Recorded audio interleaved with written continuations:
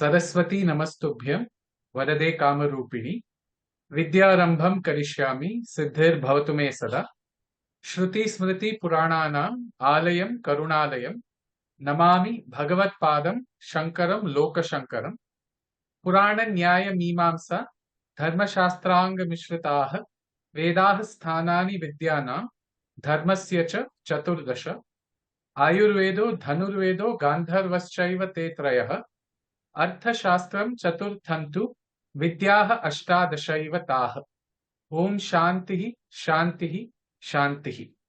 Namaste. I welcome everyone who is watching this video. This video is the first in a series called Introducing Modern Sanskrit Writings, Genres and Major Trends. This series will be presented by the well-known professor, author, scholar, Dr. Radhavallabh Tripathi ji. This is a second series that INDICA is doing with Professor Tripathi. By way of contextual mention, Professor Tripathi is the editor of this perhaps unprecedented work, at least in its for the scale and range that it shows. I haven't seen a volume earlier than this which has as many entries as this book at least. This is called a bibliography of modern Sanskrit writings, Adhunik Sanskrit Sahitya Sandarbha Suchi. Anybody who wants to get a sort of a bird's eye view of publications in Sanskrit in the 20th century as well as earlier, this book, in my view, is amongst the best, if not the best, bibliography that is out there. I welcome Professor Tripathi and I request you to make your presentations. Go ahead. Thank you very much, Megji, and a very, very good afternoon to all of you. I'm thankful to the INDICA Academy and the organizers, especially Megji, for giving me an opportunity to speak on the topic of my choice on two areas, of course, Natya Shastra and modern Sanskrit writings. Yeah, I love to speak in both these areas, and I've been working in both these areas for years and years. So after a few years, I think I am again returning back to the choice of my studies, that is modern Sanskrit writings. And in this series on modern Sanskrit writings, I'll be taking up I'll be talking on the various facets of Sanskrit literature that has been produced during the last 2 centuries. So the first lecture is devoted to the genres and major trends which these modern Sanskrit writings envisage. As Megji has shown you the volume that I had edited, and that is the second edition, of course. The first edition of this bibliography of modern Sanskrit writings was published by the same institution, that's the Rashtriya Sanskrit Sansthan, in 2002. And it was felt that it should be updated because it contained entries up to 2001. Up to the it contains entries which of the books which were published up to the year 2001. And I edited it in association with Dr. Ramakant Pandey and Dharmendra Kumar Singh Dev.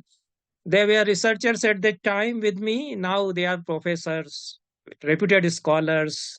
They have established themselves during all these years.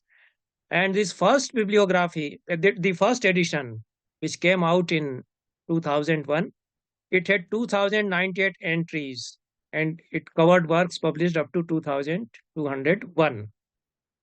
And okay, I'm tempted to show you this inner cover which I have of this first edition.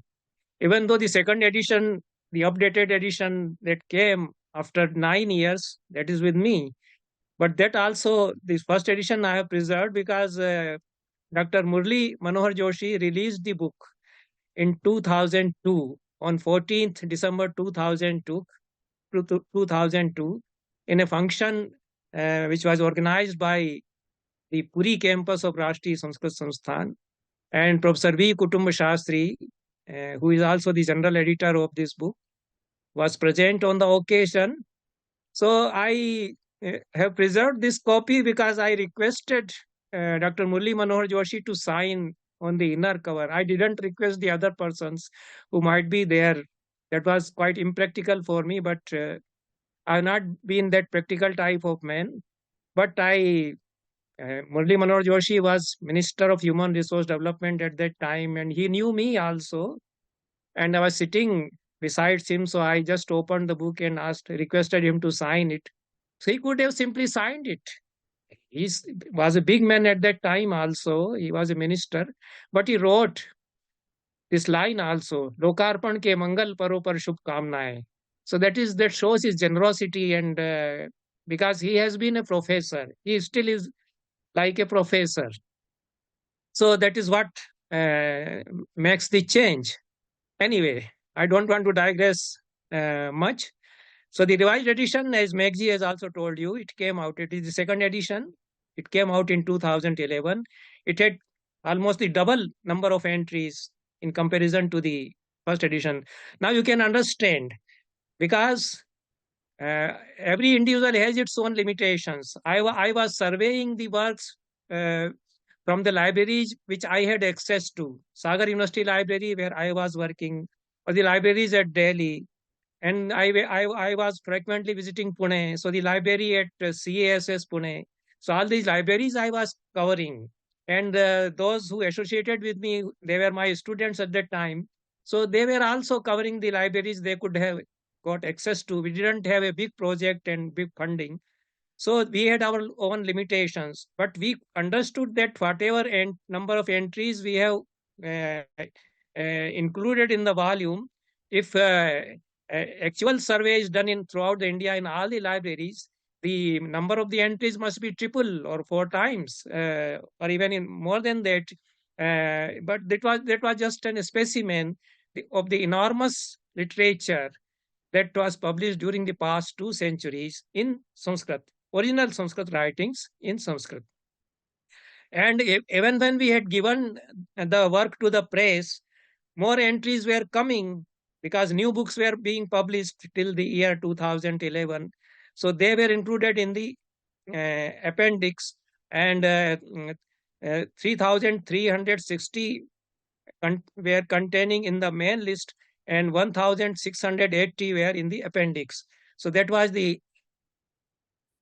second edition of the work. After that, I've been trying to update this bibliography. I still have the soft file with me, and I've been requesting those who assisted me, but now they are very busy. I've been requesting other scholars also to help me.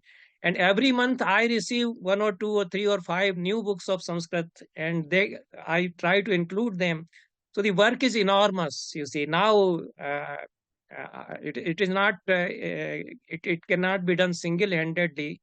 So there should be a big project to update this bibliography. The bibliography which we have prepared can serve as a groundwork, and it should be continuously updated. So there can be an ongoing project to update this bibliography. We can have a website. So we tried to do that when I was vice chancellor at Rashtriya Sanskrit Sansthan. We opened a website for modern Sanskrit writings, and there this bibliography was uploaded, and we made efforts to update it continuously.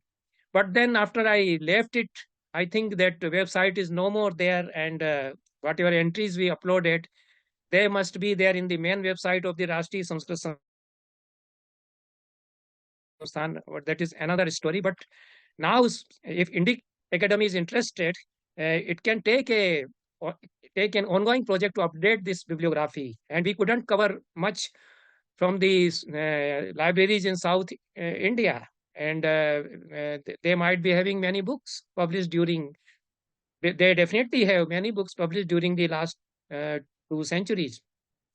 Anyway, so coming to the various genres that this bibliography covers, because I will be talking on the genres and then major trends of modern Sanskrit writings, and in the subsequent lectures we will be discussing various poets and particular writings and achievements, problems and perspectives of modern Sanskrit writings, and why one should write in Sanskrit. That also the question.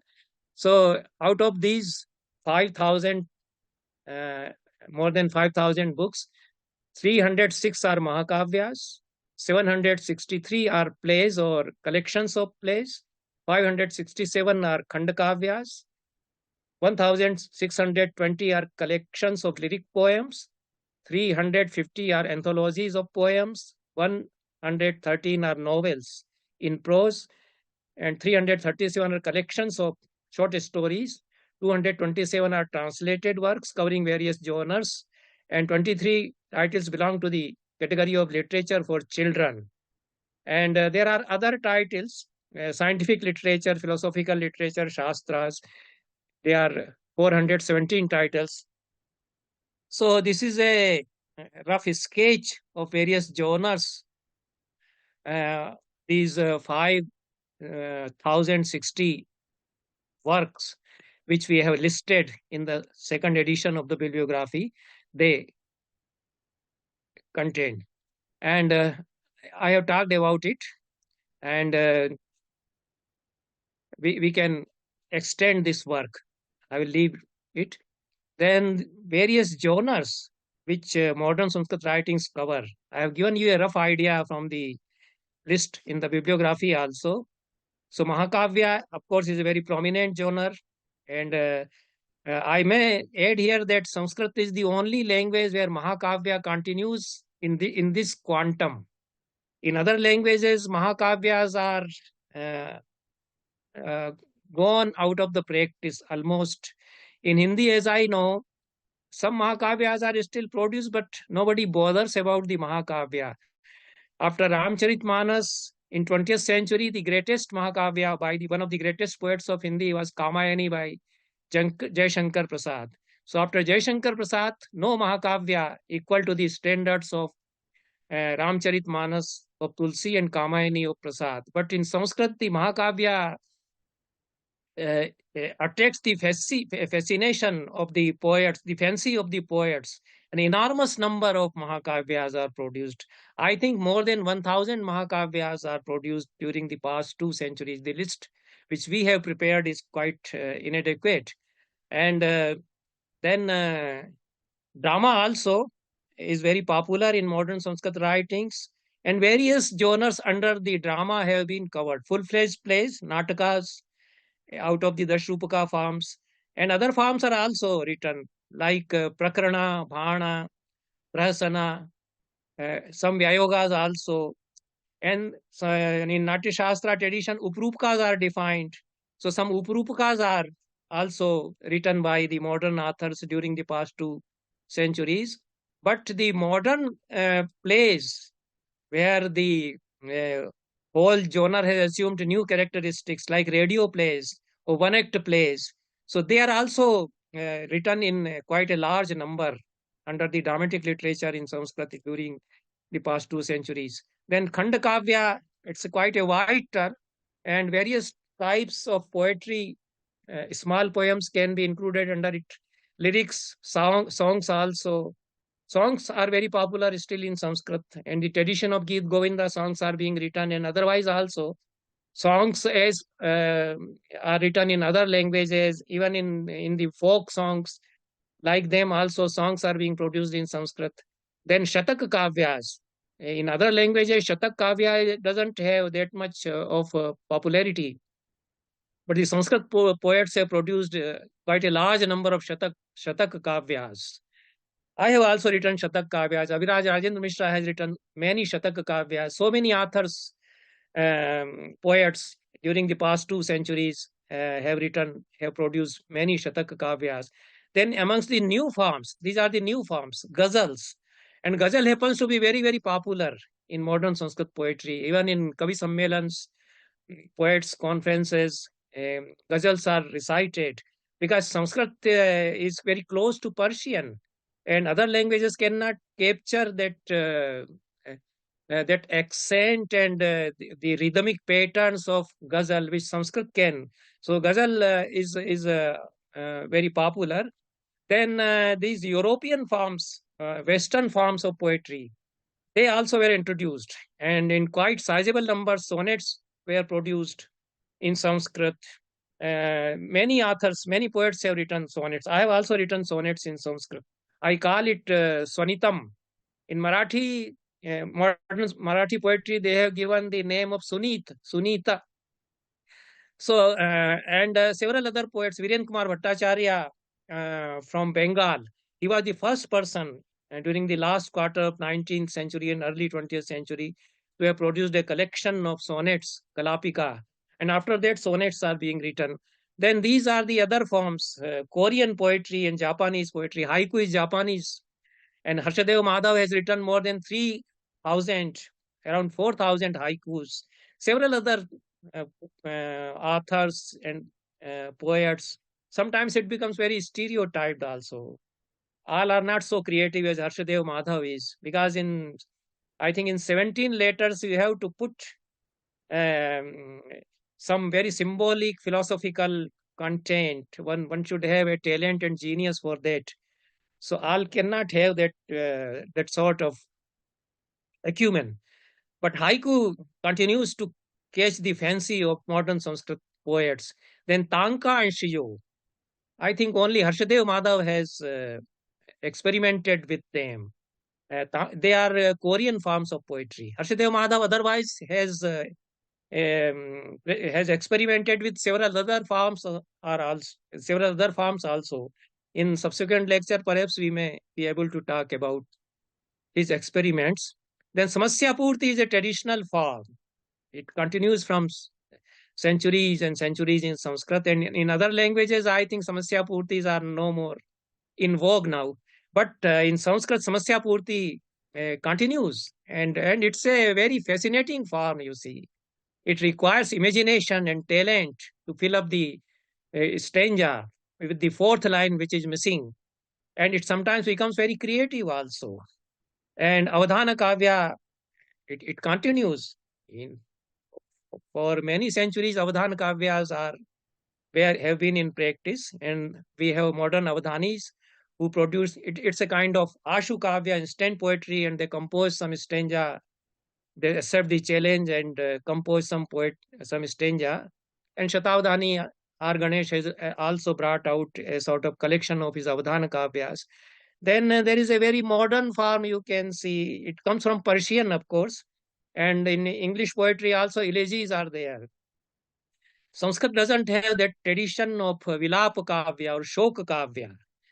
But in modern age, right from 19th century, so many Shok Kavyas were written.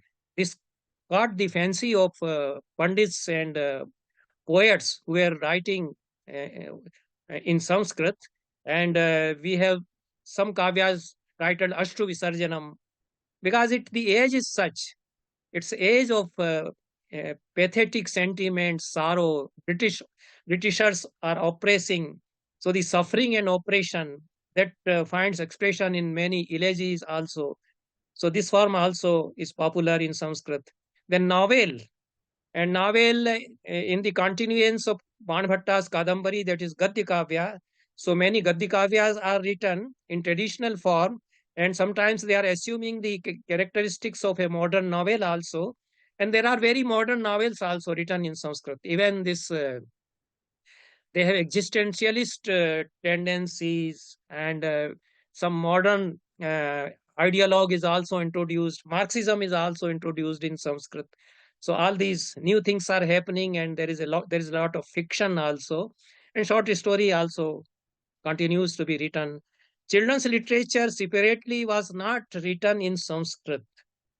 And we say that Panchatantra and Hitopadesh, they are children's literature. But in Panchatantra, there are stories which you dare not tell children. All the stories of Panchatantra are not for children. So our ancestor didn't think a separate genre for children. And there are, of course, Bodha Kathas are there, and there are stories for the students of Gurukulas maybe. But we have a different notion of children's literature, considering the psychology of a small boy, what sort of poem you would write for him. So beginning from nursery rhymes to the to the literature for adolescents, this requirements and psychology for children's literature that is understood now, and large writings, quite sizable number of writings under this children's literature, Bala Sahitya is being now produced and being published also. Then translation is becoming very popular now, and it is very important. That's so much translational activity is happening in modern Sanskrit, and translations from European languages, translations from Indian languages, and they are very important because I cannot read original Bangla, and some of the novels of modern Bengali writers I could read in Sanskrit. So it was quite a pleasure. Many Kannada novels of Bhairappa I could read in translations by Janardhan Hegde and H.R. Bishwas, which Sanskrit Bharati has published. So I could, because either I read it in Hindi or I read it in Sanskrit. The Sanskrit translations comes to me. They easily come to me. They are sent to me. So I get them and I go through them and I enjoy them also. And then scientific works, the Shastric writings, philosophical writings, or writings on modern science, they are not so much in number, but they should be promoted, and they have scope and they have possibilities because Sanskrit, as a language of Shastric discourse, no other language can have that much possibility of standardization and Shastrikaran, putting some idea in a very Navya kind of language, in a Nyaya Shaili. This capacity of Sanskrit that must be explored to write works of scientific nature in Sanskrit. So these are the major genres. There are many other genres. And other thing which I would like to talk about in this lecture is periodicity for this modern Sanskrit writings. We say modern period. When does modern period begin? Because this is a modern notion that there is a modern period. So this kind of periodicity is not discussed in the traditional uh, in our tradition of Sanskrit literature, that this is one age, this is another age. Now we discuss age-wise development of literatures. So in modern Sanskrit literature also we have to decide the periodicity. So roughly we can say that the past 2 centuries, we can say beginning from 1800 to 2024, this is the modern period, more than 200 years. But for for the sake of convenience, it is better to say 1850 to 2024 or up to date, you can say, because real modern period starts after 1850. New trends and turning points especially emerged in the later half of 19th century when an awareness of a rapidly changing socio-political scenario dawned on the authors of Sanskrit. So we met a challenge from European culture, and we became conscious that the world is changing and the idea of a modernity came to be introduced. So various periods uh, for this development of modern Sanskrit writings during these 200 or 150 years, they have been suggested by scholars and researchers. Pandit Baldev Upadhyay fixed the year of 1750, marking the beginning of modern age in Sanskrit literature with the departure of Nagesh Bhatta. So when Nagesh Bhatta left this world, the last traditional great grammarian, he was no more with us, and after that there is a new period. This is what his idea. There is another scholar, Hiralal Shukla. He has produced some volumes on the studies in modern Sanskrit writings. He fixes the year of 1784 as the beginning of a renaissance in Sanskrit. his title of one of his books is Renaissance in Modern Sanskrit Literature. And this year is, of course, very important in the history of Sanskrit literature. This 1784, this year is very important, and I will come to it. And Abhiraj Rajendra Mishra, he himself is one of the notable poets, outstanding poets, prose writers, and playwrights of modern Sanskrit literature. He has defined three periods for the development of modern literature in Sanskrit. That is Punarjagran Kala, the period of Renaissance from 1784 to 1884. Sthapna Kala, the period of establishment from 1884 to 1950. And finally, Samriddhi Kala, the period of richness from 1950 up to date. Rajendra Mishra also says that this modern period in Sanskrit literature, in the whole history of Sanskrit literature, it is the golden period in the history of Sanskrit literature. I also say this. It is one of the richest periods in the history of Sanskrit literature, though the others may not believe it. But even if you look at the quantum, and you just measure the quantum of the writings that have been produced during the past 2 centuries, the very quantum may exceed the quantum of the works that were produced in Sanskrit right from Vedic age up to 18th century. Because now the publications, it is convenient to publish books, and so many authors are writing in Sanskrit. Sanskrit is a pan-Indian language. Even Sanskrit literature is produced, modern Sanskrit literature is produced in other countries also, like Nepal, and even in European countries also. So it's an international language that way. And modern Sanskrit writings continue to be produced at international level in Sanskrit. So it's a very rich period that way. I want to give a broader view in the historical perspective, and I fix these 5 stages of the development of modern Sanskrit for the development of modern Sanskrit writings. The first stage is the period of dialogue with European culture. It starts from 1773 and continues up to 1834. So there is a dialogic situation. I took it 1773 because Warren Hastings assumed the office of Governor General of Bengal under East India Company, and he changed the scenario to an extent. And a scenario change and a kind of dialogue between the Europeans and Sanskrit Pandits started, and that brought some change in the literary activity also in Sanskrit. So this was the period of dialogue. It continues up to 1834. In 1834, Macaulay announced his minutes for the new education policy, and then this period of conflict begins, and the Pandits are in conflict with the British Raj. They are representing, of course, they are very pathetic letters written in poetry by the Pandits of Bengal to H. Wilson. And H. Wilson replied in poetry, in Sanskrit poetry. Very beautiful stanzas are there. I have cited them in my books also. So they thought that by appealing to H. Wilson, who is a professor of Sanskrit in Oxford University, and he holds some influence with the British Raj here, so the Macaulay policy will be withdrawn. But they failed it. Then they changed their stand. And now there is sort of conflict. So this is the period of conflict, 1835 to 1857. 1857 because the revolution happens. The revolution, uh, countrywide revolution. Even Begum Hazrat Mahal, Bahadur Shah Jafar, they are involved with the struggle of this Mangal Pandey and Tipu Sultan and Jhansi Ki Rani. So the whole India is breathing in the spirit of revolution, and this period of conflict continues up to that year.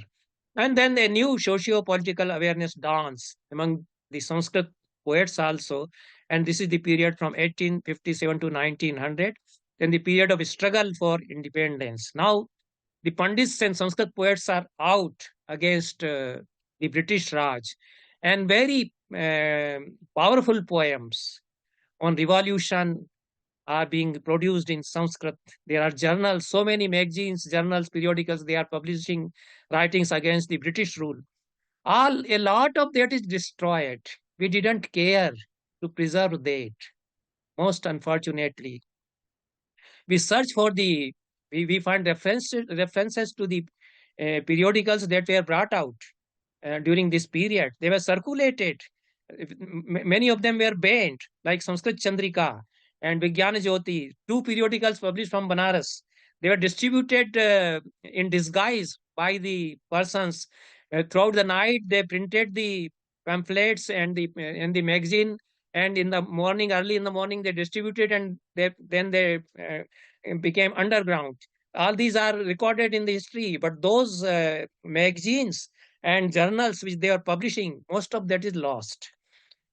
Our libraries didn't bother. They were having, but the termites ate them, and they say, no, no, they are gone.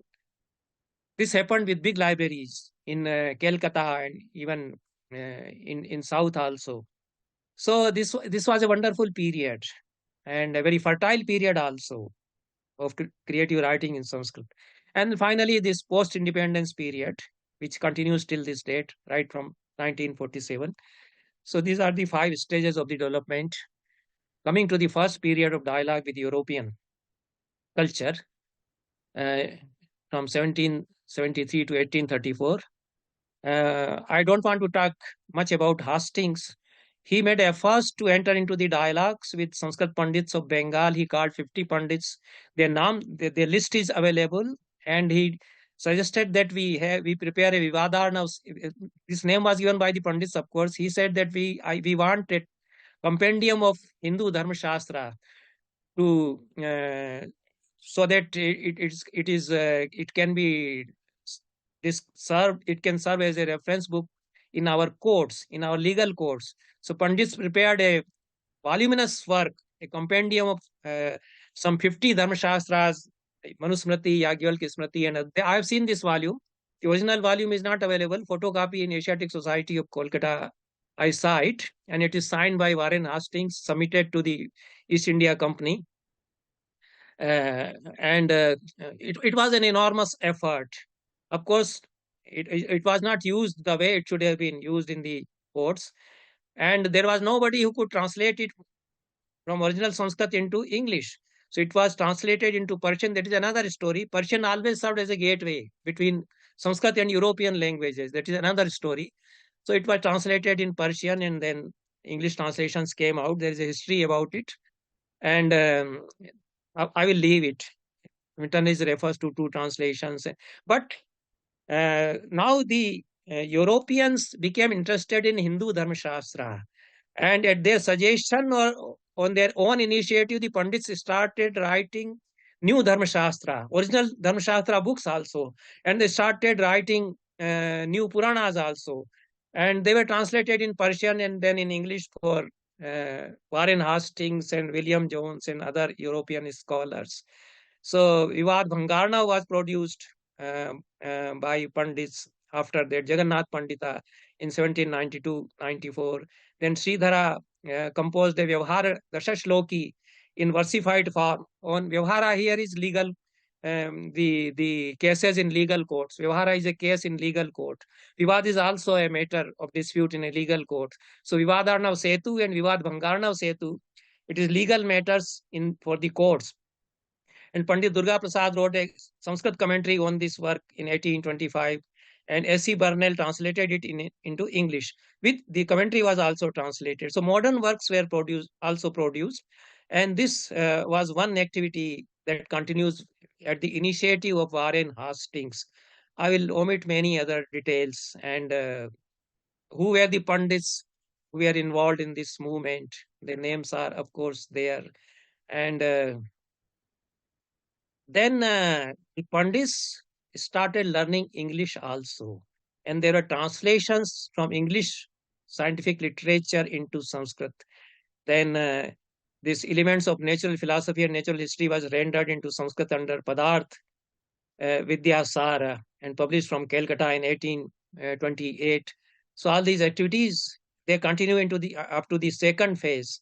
And Pandits served as native informants for the government, for the East India Company also. So this was dialogue which was continuing. And Charles Wilkins was sent to Banaras to learn Sanskrit. He translated Gita that came out. The first translation, English translation from original Sanskrit, in 1785, and in 1779, of course. Before that, William Jones published his translation of Shakuntal. So these were the great events, and they accelerated this process of dialogue. And after this, whatever literature that was produced, I will refer to it in subsequent literature, subsequent lectures by me. So these are the periods. The first period is over by 1834, and the dialogues are now disrupted.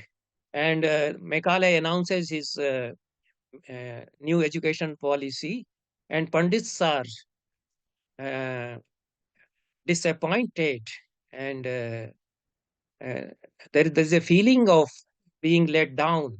And then the nationalistic spirit surfaces then, and the concept of earth as mother, Bharat Mata, the Indian soil as mother, that finds expression in the poems. Bankim Chand writes Bande Matram, half of it is in Sanskrit, and other songs are also written during this period in Sanskrit.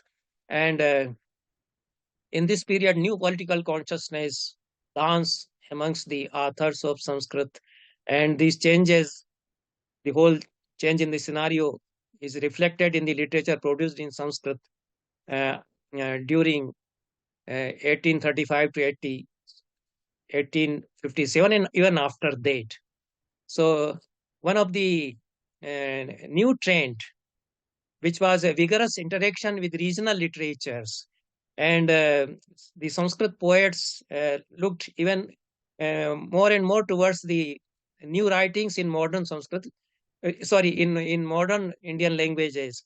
So Rabindranath Sharat Chandra in Bengal, and in Hindi, I know that modern writers like Premchand, either they were being translated, and their impact is very evident in the writings, whatever writings they are produced during these periods. So there is a interaction, and there is bilingual authors. So many bilingual authors are there. I just noted these four names out of memory, but you can have a big list of authors who write in Sanskrit and in some Indian language, and they are at ease in both languages. I write in Sanskrit and in Hindi.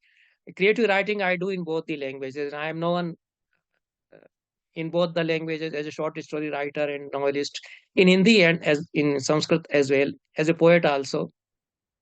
So Nagarjun, one of the greatest poets in Hindi, he is a great poet in Sanskrit also, though although the Sanskrit Pandits do not know him. He is so modern.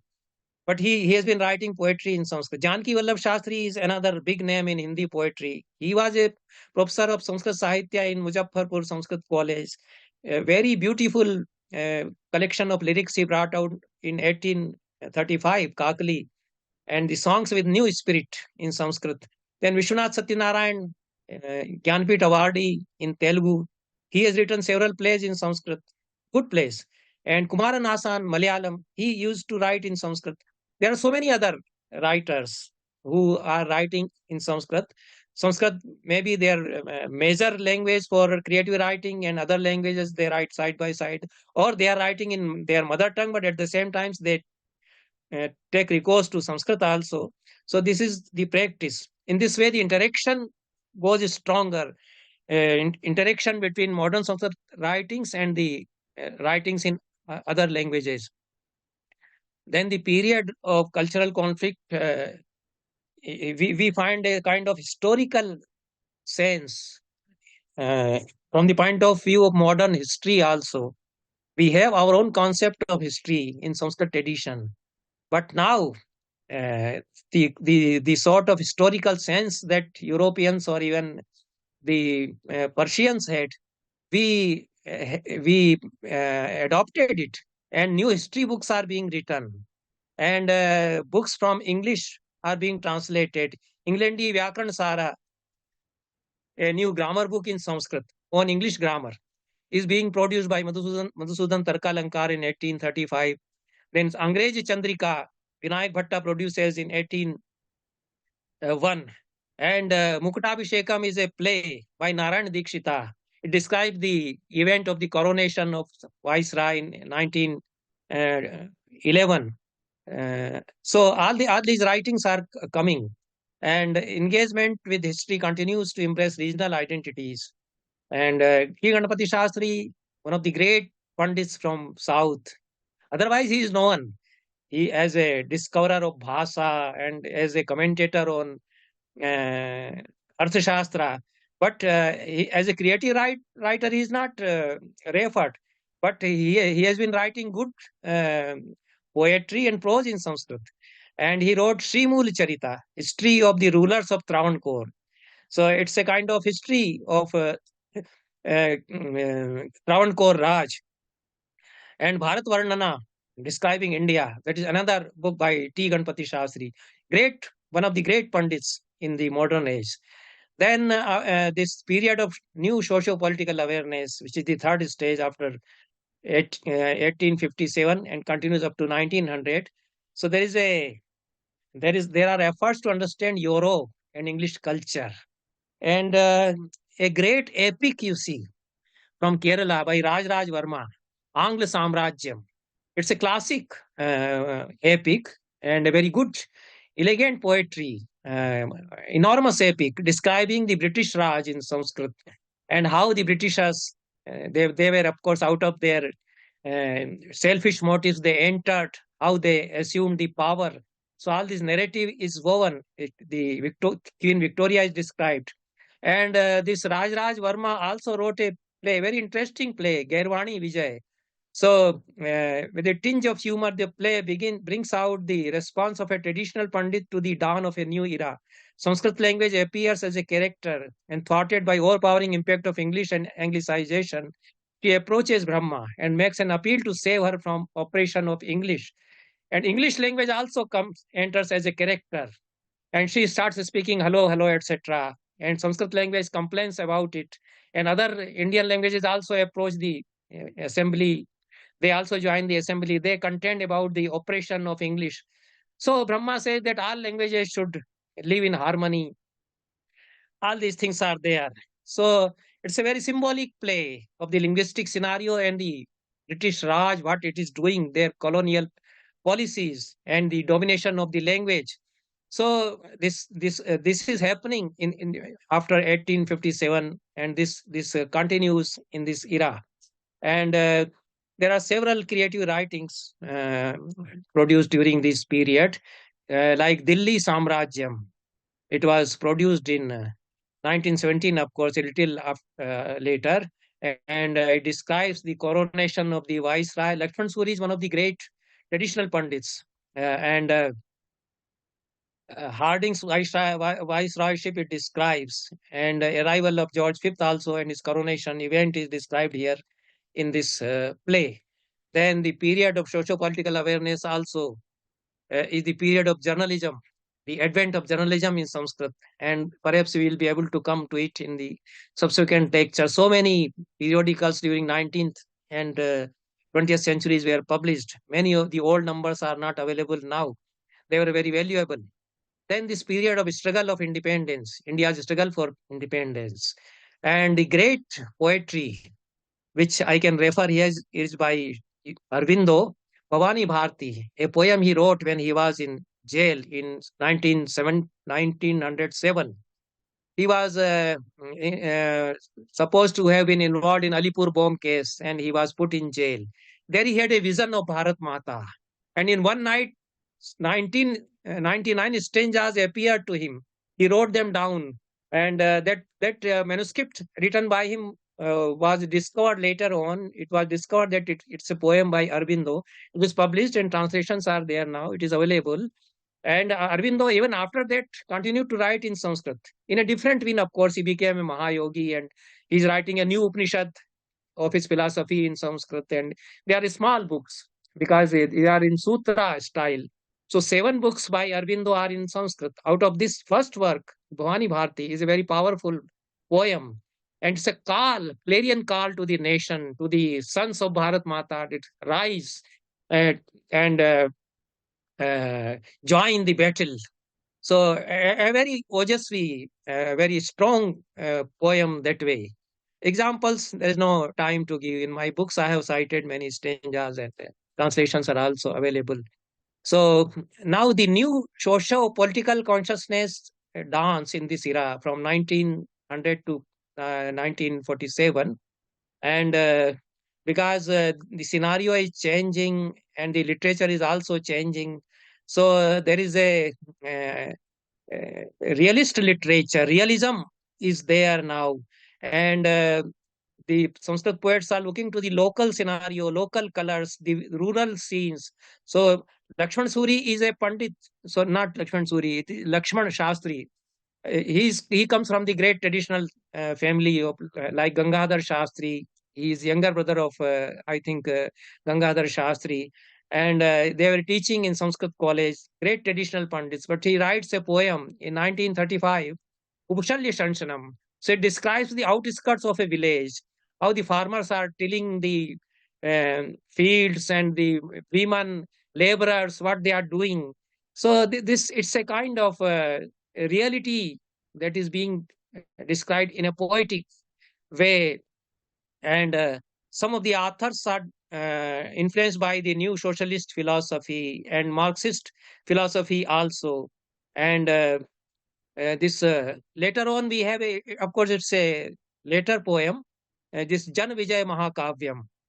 So you see that it describes the emergency, and I don't know if any other Indian language has a epic poem on emergency, but a Sanskrit poet Parmananda Shastri wrote this epic poem. It's a big work, and very realistically it describes what is happening in emergency, how poor people are deliberately innocent people are being put to jail, and what a kind of operation.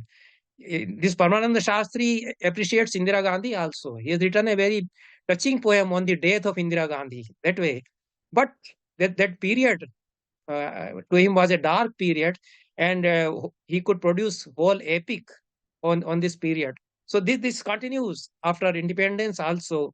This spirit of realism and describing the socio-political realities in poetry. Then there are several poems, very powerful poems. Uh, they breathe with the spirit of India's national struggle for freedom, this freedom movement. And there are very good poets like this Ramnath Pathak Pranay. He has written very powerful songs. His collection is available. I edited it and brought out a fresh edition. So this Rashtra Ganam by Ramnath Pathak Pranay. Ehi ranam no maranam chinta uchchang kala kala shatru samuh hai. Khel paraniriva timira view hai. So you have to join this battle, and hundreds of such songs were written by several poets. So we feel the vibrations of this freedom spirit, and there are pandits who joined this freedom struggle, like several pandits joined this freedom struggle, and they are writing against the British Raj, and they were put in jail also. Taracharan Bhattacharya, one of them, he wrote Bharat Geetika also, and Appa Shastri was one of the great journalists in Sanskrit, and Panchanand Tarkaratna, they were also jailed for their poems and writings, and Yadveshwar Tarkaratna, he wrote Shoka Kavyas, many Shoka Kavyas, elegies he wrote, and they describe the realities of India under British rule. Ashtu Visarjanam is a very pathetic poem. It is perhaps the longest elegy in the world history, maybe. It contains 300 stanzas. So I am not aware whether such a big elegy is written in any languages. 293 verses in Mandakranta meter. Then there is a good poet, Haridat Paliwal Nirbhay. He was a revolutionary. He was working with the Bhagat Singh's group, and he spent several years of his life in jail. He wrote many poems in jail in Sanskrit. Yadyasti Jivitam na Kramyam Dehelim Tat. Delhi Chalo was the slogan given by Subhash Chandra Bose. So he wrote many poems in that spirit, and with the pen name of Nirbhay. So many of his poems were published in the periodicals of that time. Those periodicals have disappeared. Some of the poems have been collected. Many of his writings are lost. He had published more than 20 books, and none of them is available. One book only could be that is a story. no time to narrate it. We tried to recover the lost literature. So another tendency which surfaces during this period, 1900 to 1947, Gandhism becomes a very powerful movement amongst the Sanskrit authors. And there are several good poets who are writing under the impact of Gandhi. Enormous literature, breathing in the spirit of Gandhi's movement and extolling Gandhi. The image of Gandhi continues to dominate throughout several decades during this period. Kshama Rao is a great poet, one of the greatest poets in Sanskrit literature. Sanskrit. Of course, justice couldn't be done to her. And her trilogy, Satyagraha Gita, Uttar Satyagraha Gita, and Uttar Jai Satyagraha Gita, very realistically and poetically, she captures the whole national movement, India's struggle for freedom. She writes about the common people. Gandhi, of course, she had met Gandhiji. She was involved in the movement. She worked with Kasturba. Her life story, there's no time to narrate here. But the Satyagraha Gita was a very powerful epic. It couldn't be published from India. From Paris, it was published in 1934. A book published from European country in original Sanskrit writing, and then Indian editions, of course, appeared after independence. And Kshama Rao, of course, is one of the greatest poets. Then there are poems. I don't want to give details about Kshama Rao, and we are running short of time also. Another tendency of modern Sanskrit writings, which makes it somewhat distinct from the earlier traditional literature, the depiction of social life, middle class society, and satire and parody also, Vidambana Kavya.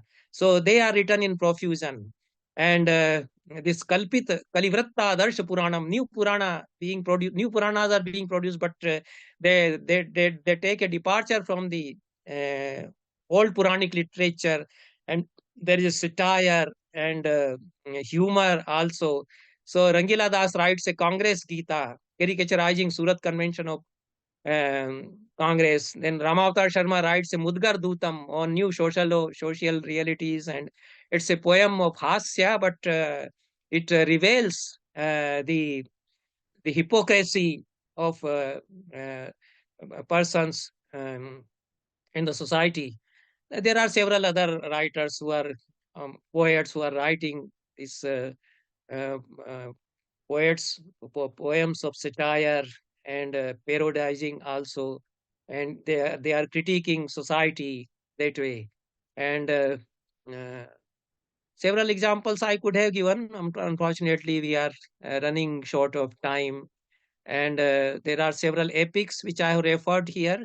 Epic poems by Bhagavadacharya after Kshama Rao, and there are several epics on Gandhi. Gandhi continues to be taken as a hero in many of the Gandhi Charit Kavyas are there. Gandhi Gita is there, and Gandhi Charitam is there, and Mohan Gita is Mohandas Karamchand Gandhi, and Gandhi Pravanam.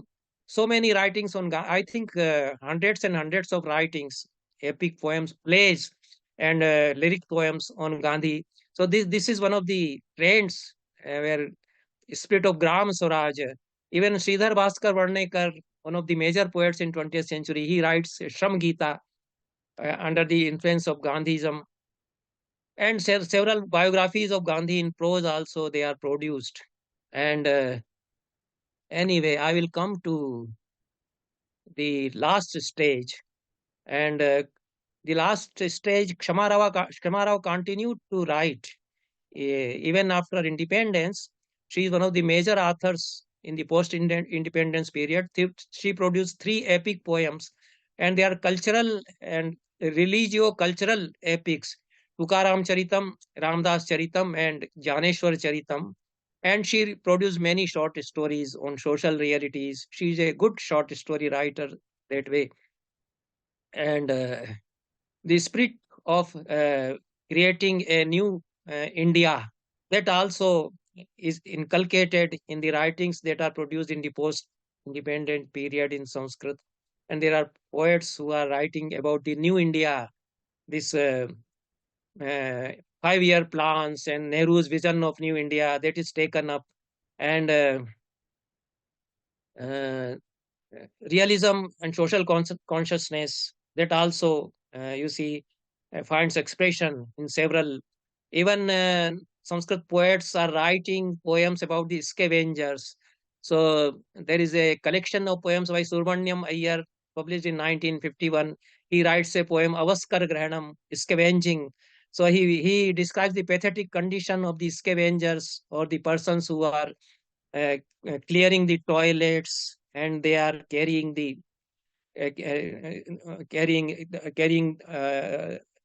mala on their heads. All these, and in a very pathetic language, he describes.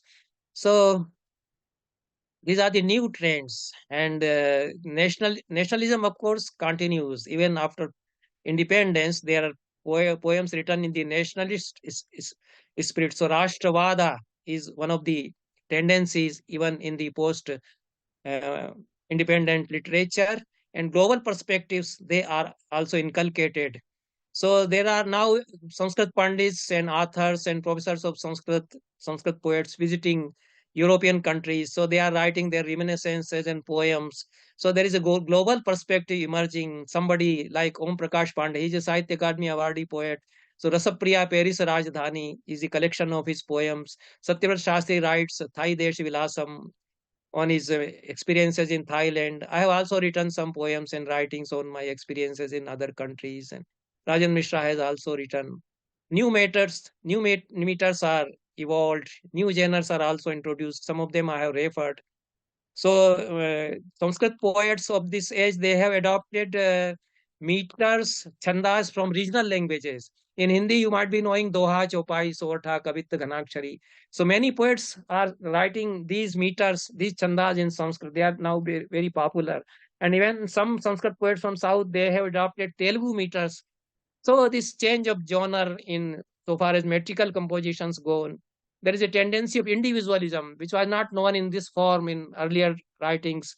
So pathetic expressions of individual feelings, Vyaktivada, this emerges. And there is a very good poem by Madhukar Govind Mainekar, Smriti Tarangam. A husband remembers his deceased wife, and the very intimate experiences of an individual of his love.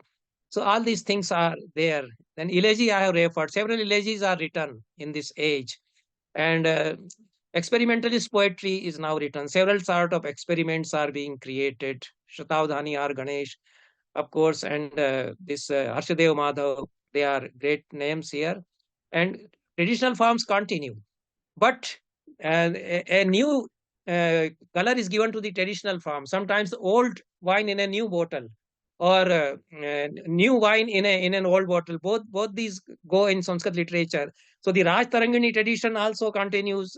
Kalnar Raj Tarangani. So there is a new Raj Tarangani for modern age written by Kashinath Mishra on the history of Magad and Bihar. And uh, patterns change in the Mahakavyas are written in profusion, but the concept of hero in Mahakavya has changed. Now a Dalita can become a hero of a Mahakavya. So Dalitoday Mahakavya is there. Daduram uh, uh, Mahodaya is a Mahakavya. So all these saints are now assuming the hero, the office of hero in a Mahakavya. And historical Mahakavyas are also there. The Mahakavyas on New Age are also there. New Puranas are written. Ramesh Chandra Shukla wrote a Now Bharat Purana.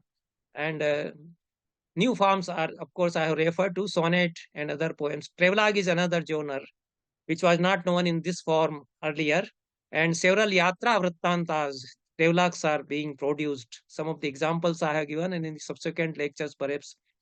Lahari is a traditional form, but Lahari form has completely changed in modern Sanskrit writings. We are writing Lahari on the people of India. Janta Lahari I have written, Rotika Lahari I have written, a Lahari Kavya on bread, you can say. Kshama Rao wrote Meera Lahari, a very beautiful poem on Meera, 135 shlokas. And all these tendencies, of course, continue. The several poems on freedom struggle and national spirit. They continue. New age is described by several poems. The changing India, changing international scenario.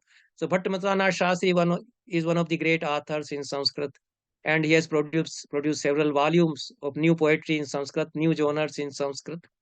So I think I should stop here. I have taken more time. I'm sorry. It's a very broad subject. You see, you can't cover it within a short span of time. The five stages which I have covered, each one needs to be discussed in several hours. But I have given you just an idea, a glimpse of modern Sanskrit writings, their various trends and genres. Thank you very much. I stop here. Thank you so much. Thank you so much, Dr. Tripathi. And as mentioned at the beginning of this video, this is the first in a series of videos on this topic, modern Sanskrit writings, genres, and trends. And therefore, Dr. Tripathi would have more time to cover anything that he felt he couldn't cover today. At a later stage, if he would like to cover that, he is obviously very welcome. Today's topic was the first on the broad topic of modern Sanskrit writings, genres, and trends. We look forward to all of you joining in for the next video when that comes out. With that, I'd like to thank Professor Tripathi for sharing his experience. Thank you so much, Professor Tripathi. Thank you Namaste. very much and see you sometimes in the next month. Okay. Thank you.